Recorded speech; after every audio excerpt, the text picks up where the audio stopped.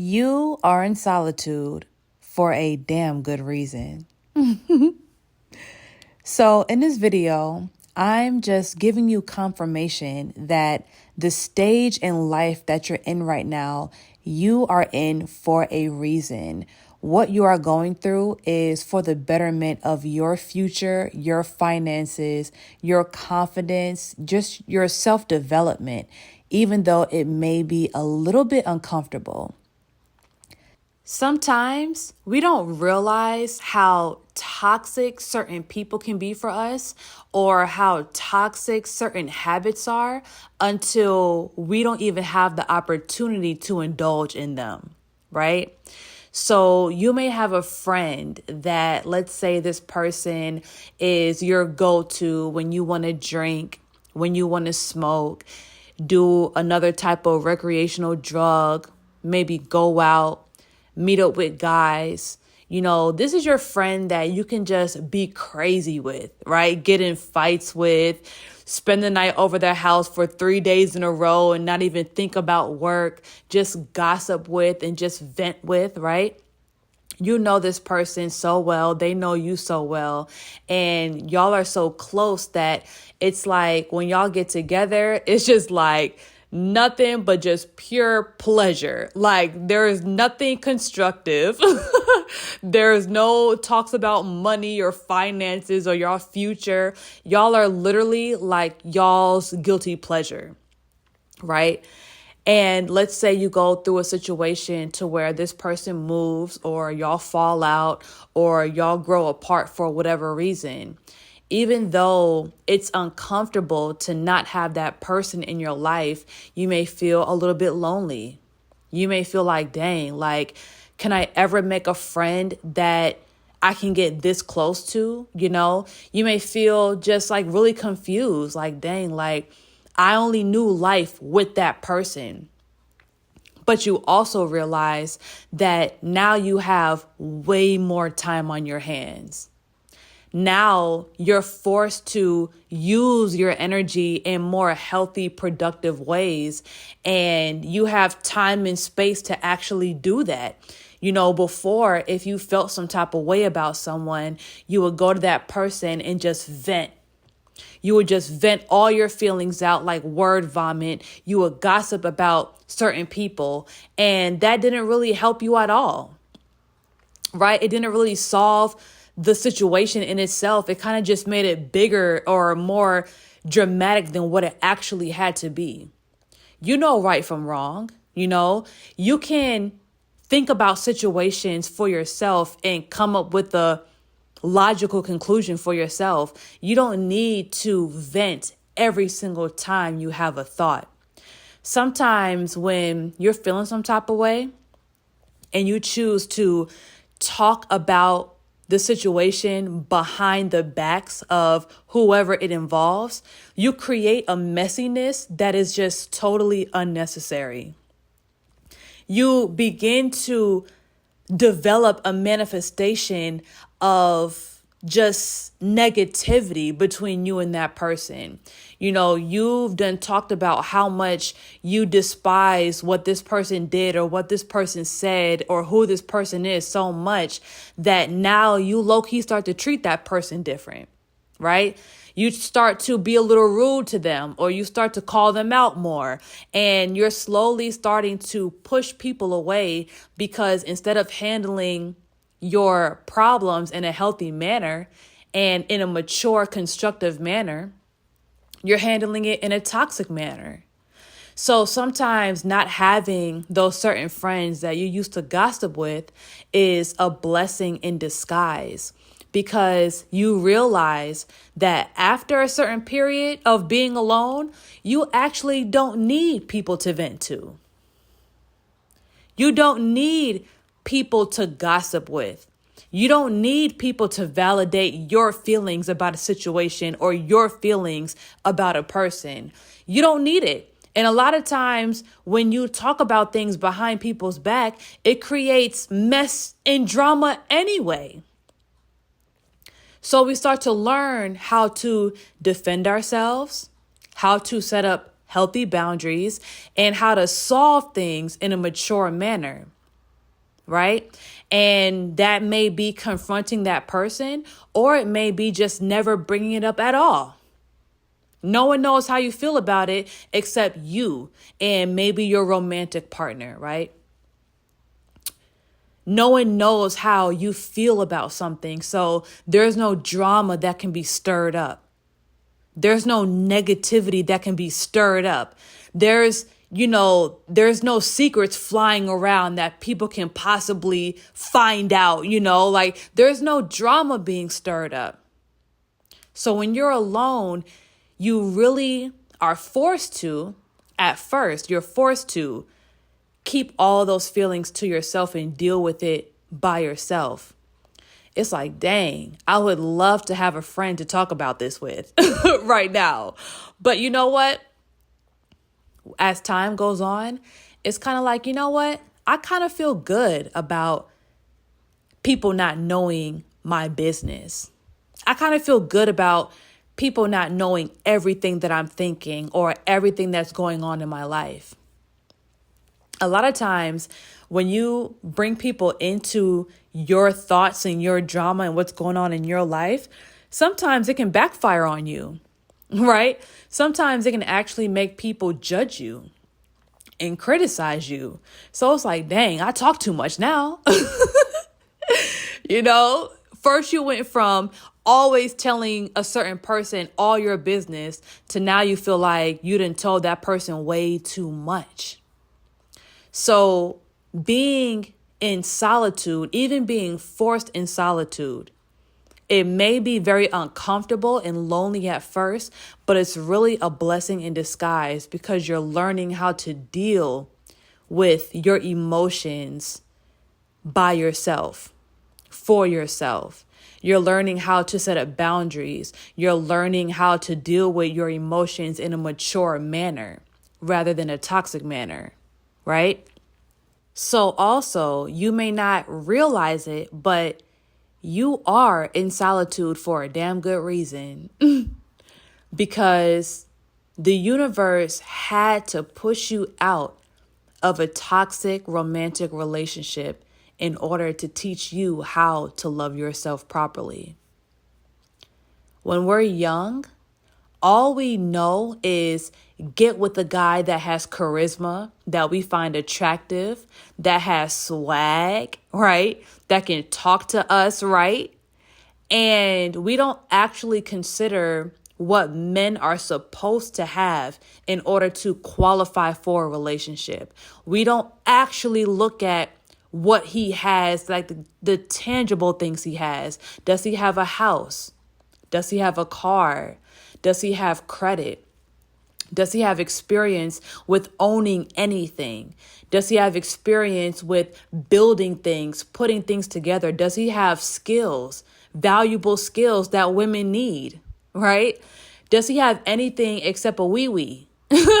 Or if you're a male, does she have anything of value except titties and a booty, right? We get in these toxic relationships, we trauma bond, we have a whole lot of sex, and we just cuddle, we watch a lot of TV, right? And then months go by and we realize we have not actually built anything. We have not grown as people. We haven't saved $1. We haven't worked on our credit. We haven't built our business. We're kind of just shacking up, right? So these relationships kind of spiral out of control because we lose ourselves. We lose the essence of who we are and our purpose on this earth. When you stray away from God, when you stray away from yourself and your purpose, you can only be in that environment for so long.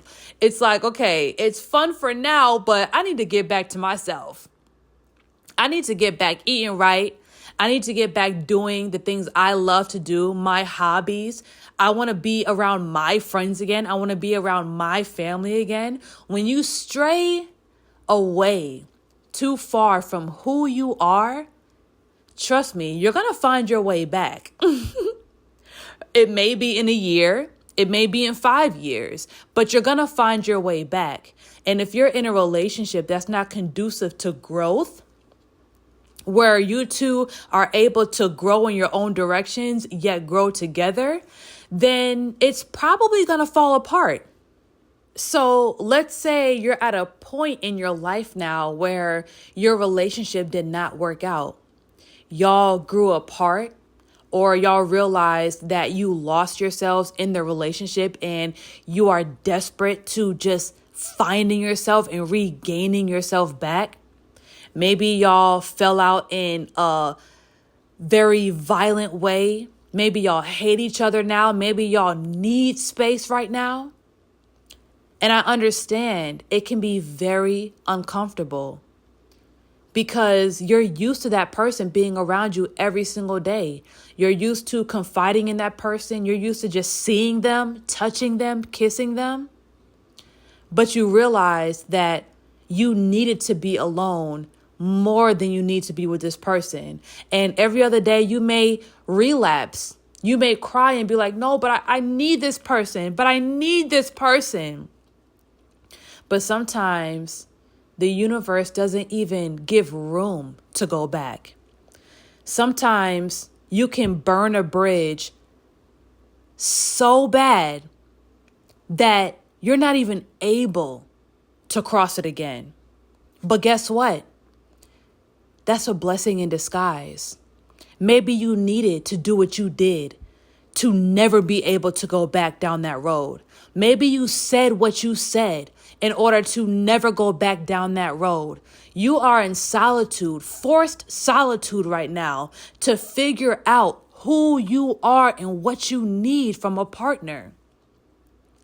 Who you are and what you need to become to be a healthy person for another partner.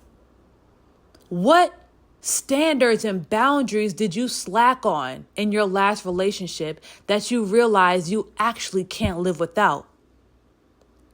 You allowed yourself to be with someone that had no car. So that was a burden that you put on yourself. You allowed yourself to be in a relationship with someone that didn't have a roof over his head. So now that became your burden. Now that you're out that relationship, even though you're crying and going through emotional ups and downs every other day, when you're experiencing those ups, you realize, hold on. It was way more cons than pros of that relationship. I had no boundaries. I had no standards. It's like I just let this guy or this girl come into my life and just do anything. So you are in solitude right now for a damn good reason, because you need to learn how to love yourself and have respect for yourself. You need to learn how to build your self-esteem, have boundaries for yourself, not allow people to just run up in your life and just wreak havoc. But you had to experience what a toxic relationship was like in order for you to know what you actually need from a partner. You needed to see it. You needed to experience that, because how would you know what's right if you don't know what's wrong, right? So yes, their breakup was hurtful. You thought you couldn't live without this person. You were crying every other day for a whole year straight. But you are in solitude for a damn good reason. And as time goes by, you'll start to realize those reasons more and more. And one thing about it, listen, time heals all, okay? It never fails. Time heals all, every single time. The more time goes by, the more you'll realize, wow, how to never put yourself in a situation like that ever again. The more you realize what you could have done to defend yourself and what you could have done to set up boundaries and prevent certain things from happening, the more you realize how you can grow from your past experiences. And when you think about your exes and you think about your ex-friends, it doesn't hurt as much as it did. If anything, you just want those people to be happy. You hope that they change as people and they become better, right? But at the end of the day, it's not even about them. It's really about you. You're in solitude to improve yourself as a person. You're in solitude so that you can learn how to love yourself, so that you can love other people, so that you can be a better romantic partner, so that you can be a better friend. Because in those past situations, you was a little toxic, that other person was a little toxic, and y'all just had a whole little toxic little thing going on. Okay? Y'all was just toxic. But the universe said, you know what? It's time. What they're doing to each other, how they're treating each other, it doesn't align with their ideal friendship or their ideal relationship. So now it's time to be in solitude, regroup, and grow. It's time to ask yourself, what is a healthy friendship? What do I want someone to do for me? And what is required from me in a friendship? What is a healthy relationship? What do I need from my partner? I mean, like, with no negotiation, like, these are non-negotiables. What do I need my partner to have? And what type of person do I need to be to sustain a healthy relationship? You know, there's two ways of growing. There's two ways to heal and to learn about yourself and just evolve. Number one is in solitude. It's by yourself. It's learning how to love yourself. It's learning how to treat yourself so you understand how other people are supposed to treat you. Number two, it's socially. Once you've healed by yourself, now you have to learn how to communicate in a mature manner. Yeah, it's easy to be in peace when you're by yourself. It's super easy to not get in an argument with anyone or be triggered when you're by yourself. But now that you're getting reacclimated with new friendships and a new relationship, now phase two of maturing is understanding the social aspect.